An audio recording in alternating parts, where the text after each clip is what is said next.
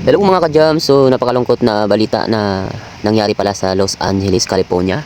So naganap noong January 6 yung isang Globe Award. So ginawa ng isang host na isinama ang Diyos sa kanyang ginawang content sa event na yun. So naging zero mention yung Diyos. So sabi pa niya, yung bansa ng California ay godless town. So kumbaga majority doon ay hindi naniniwala ng Diyos. So after that, so pagdating ng January 8, so naganap nga yung napakalawak na sunog sa buong sa part ng California, Los Angeles. So mga ka-jam, dapat ba talaga nating kutsain ng Diyos?